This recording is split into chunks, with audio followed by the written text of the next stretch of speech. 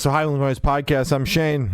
I'm Glory. Throwback Thursday, recorded on a Wednesday, posted on a Monday. Yeah, hell yeah. Yeah. Yeah. It's very exciting stuff that goes on around here. I'm a little nervous, but I'm excited. I promise we'll get back to the regularly scheduled programming at some point. If you looked at our calendar over the past month and a half, you'd blame Glory, but Yeah, all right. But it's been a mess. So yeah, we're wrapping up Black Veil Brides, their discography, finishing it off here with the final record, their 2021 album, The Phantom Tomorrow. Disclaimer, as we give with every single most recent current record, even though this one is 4 years out at the time of recording, 4 years old, we understand that it's really not a throwback. The album only came out a few years ago. It's their most recent release. It's the name of the series. It's a throwback review series. We dive into bands' discographies. We thought throwback review was a little bit more fun than discography dive. You know. Oh, well, see, now that we're thinking of it, we're sticking with throwback review, but it is what it is. But yeah, just a quick little disclaimer. And we did also, chat about this record on the podcast back in 2021. If you've been following along that long, but we figured we revisit, put an official review on the channel because you would have to dig through an hour and a half long podcast to find the couple of minutes where we chatted about this record. So like I said, we're diving into their 2021 record, The Phantom Tomorrow, and this wraps up their discography on our end. I remember when we did that review 4 years ago at this point, wasn't the biggest fan of this record. It kind of left something to be desired for me, and now that and at the time I kind of just come off of listening to only this record and not really knowing why I felt that way. But we've been listening through all their discography over the past several weeks, and now I think I've kind of been able to put that together, because honestly my thoughts on this record haven't changed much. I'm still kind of at a loss for this record, and I think it's because they come off of such a powerful 3-album run with Wretched and Divine, the self-titled, and then Veil, and then they follow Pitbull. They follow up what to me is the quintessential Black Veil Brides record in Veil with The Phantom Tomorrow, and it just kind of feels like it falls a little flat. And I even get that vibe from just there's very much a contrast in the sound versus with the singles versus the rest of the album. Notice this very noticeable shift that happens when you listen to Scarlet Cross, which was the main single. That was the lead single. That was the big song. And then Born Again. There is just this massive quality drop off, both in the songwriting and also like the audio levels and the master and weird. Everything feels very off-putting about the album. And the first half of this record outside of Scarlet Cross is really just doesn't sell it for me. It's a very slow start in my opinion. I think that Torch is a perfectly fine song. Like, that's a very serviceable song in the middle. And then the second half of the record does pick up a little bit. There's a handful of songs on the back end that I do think are fine.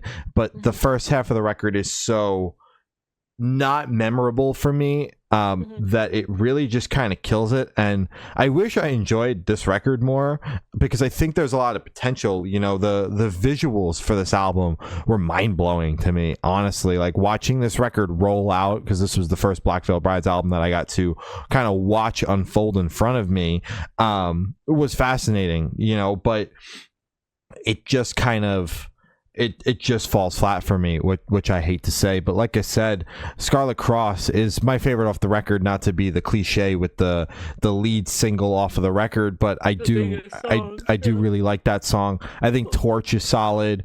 Shadows Rise, Field of Bones, Crimson Skies, I think are all very solid songs. But if you're noticing, most of the songs that I'm saying are the standouts are also the ones that are streamed the most, meaning they were the singles off the record, which I think takes back to my original point of there's a very noticeable quality shift when we're talking singles versus the rest of the record.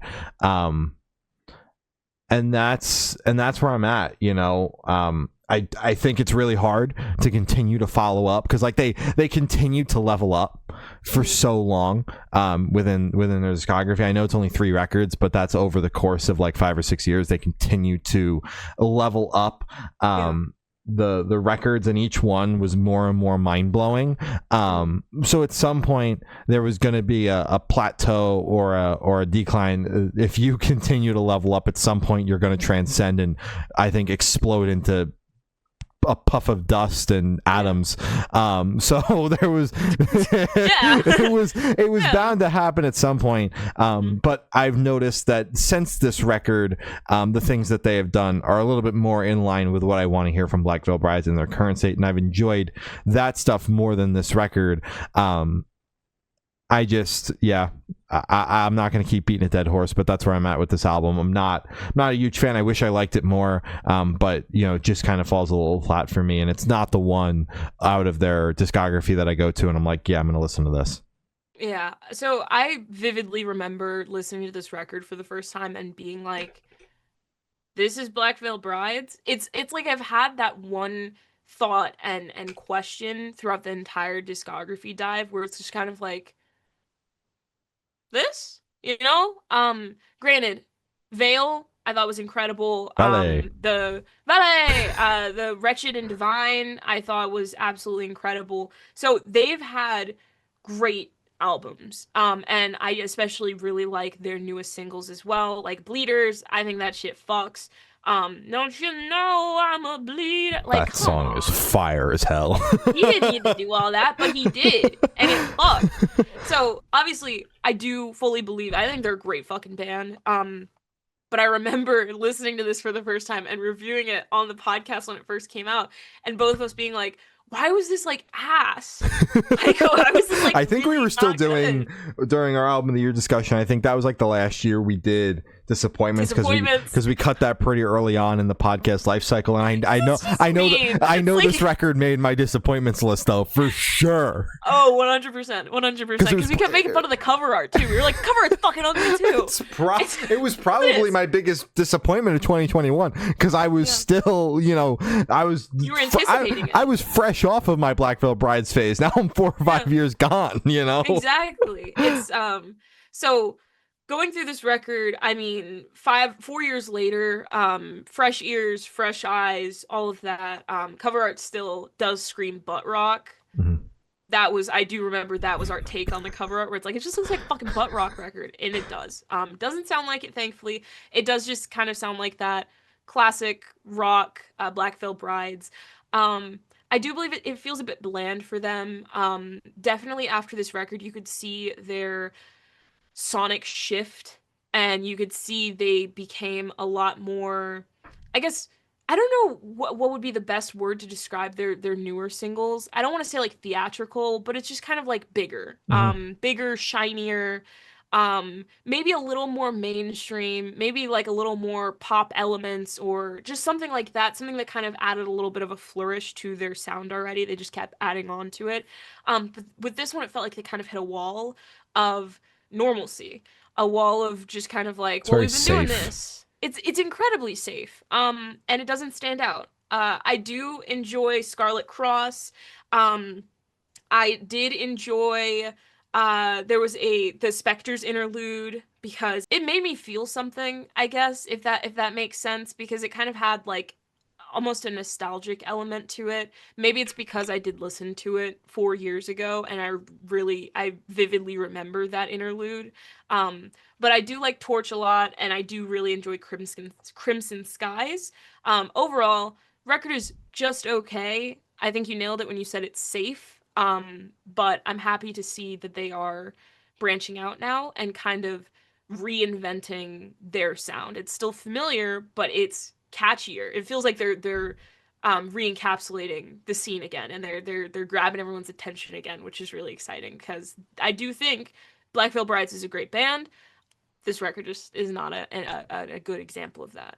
Yeah, I mean, with what they've been doing recently, it's actually got me amped for whatever the next record is going to be. Yeah. You know, especially coming off the back of this, and you know the EP that they put out after this, the 5-track EP had a couple of songs on there that were, you know, trending in the right direction, and then with Bleeders and Hallelujah being the first cuts of the new record that we've gotten to hear.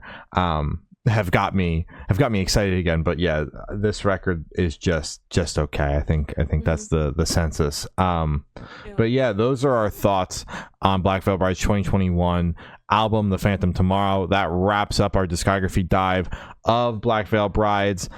Next week we'll be kicking it off with Ice Nine Kills. We'll be diving into their discography next. Are you insane? Are you more bad than... Oh fuck, I messed it up. You get it. You know what I'm talking about. Which should be interesting, because Gloria and I both spent plenty of time with their later records.